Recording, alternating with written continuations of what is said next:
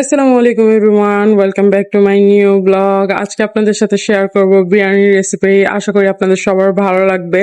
তো চলেন শুরু করা যাক।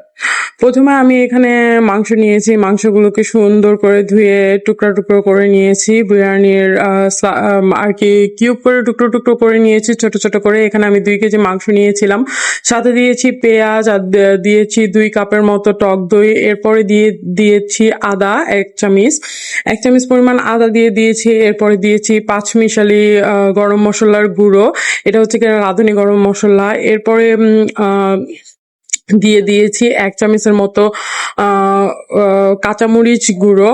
এরপরে আমি কিছু বাদাম নিয়েছি, 1 মুঠের মতো বাদামগুলোকে পেস্ট করে দিয়ে দিয়েছি। এরপরে হচ্ছে গিয়ে রাঁধুনি গুঁড়ো মশলা, বিরিয়ানির যে মশলাটা থাকে সেটা 1 প্যাকেট পুরো দিয়ে দিয়েছি। এরপরে দিয়ে দিয়েছি 1 চামচ পরিমাণ আর কি লবণ।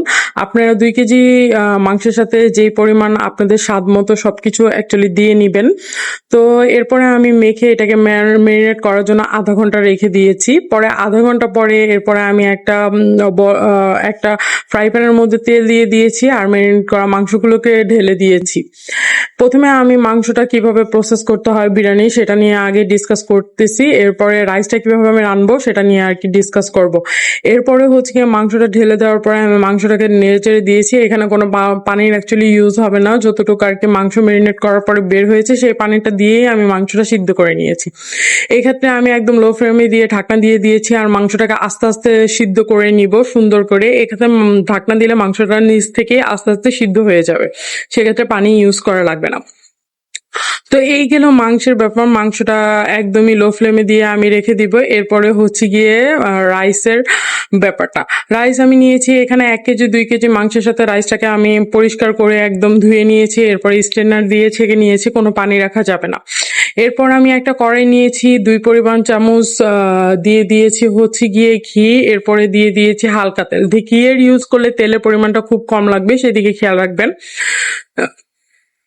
যে চালের পরিমাণ যেমন হয় ওই পরিমাণ আর কি জিনিসপত্র দিতে হবে। এরপরে আমি চালটা আর কি ঢেলে দিয়েছি। এরপরে চালটাকে আমি হালকা লাল করে নিব, একদম ভাজা ভাজা করে নিব। পাশের চুলায় আমি গরম পানি চড়িয়ে দিয়েছিলাম আর এখানে দিয়ে দিয়েছি 1 টেবিল চামচ পরিমাণ লবণ। এরপরে দিয়ে দিয়েছি কাঁচামরিচ। এখানে আমি গরম পানি তো বসিয়ে দিয়েছি। এরপরে আমার চালটা হালকা ভাজা হওয়ার পর আমি গরম পানিটাও দিয়ে দিয়েছি। এরপরে হচ্ছে গিয়ে গরম পানি দেওয়ার পর আমি চালটাকে মোটামুটি নেড়ে চেড়ে দিব। পানিটা একটু টানার পর আমি এটাকেও ঢাকনা দিয়ে বসিয়ে দিব। এক্ষেত্রে আমি এর আগে ঢাকনা দেওয়ার আগে আমি ইউজ করেছিলাম রাঁধুনি বিরিয়ানির মশলাটা, এটা আর কি স্বাদ বাড়ানোর জন্য। আপনারা চাইলে স্কিপ করতে পারেন, এটা আমি স্বাদ বাড়ানোর জন্য আর কি দিয়ে দিয়েছি। এখানে 1 প্যাকেটের অর্ধেক মশলা আমি দিয়েছিলাম। এরপরে দিয়ে দিয়েছি এখানে চিনি, কিছু পরিমাণ চিনি দিয়ে দিয়েছি। এখানে 2 চামচ পরিমাণ চিনি দিয়ে দিয়েছি, সেটাও স্বাদ বাড়ানোর জন্য। কারণ চিনি দিলে অ্যাকচুয়ালি বিরিয়ানিটা বাইরের মতোই আর কি টেস্ট হয়, এর জন্য আর কি চিনি দেওয়া। এরপরে আমি করে নিব হচ্ছে গিয়ে বেরেস্তা বিরিয়ানির জন্য। বেরেস্তা তো বিরিয়ানিতে অবশ্যই লাগে, কেউ কেউ মাংসের সাথেও বেরেস্তা ইউজ করে, তো আমি ইউজ করিনি, আপনারা চাইলে করতে পারেন। এখানে আমার মাংস সিদ্ধ হয়ে গেছে, সাথে সাথে চালও রেডি হয়ে গেছে। এখন এটা হচ্ছে গিয়ে প্রসেসের পালা।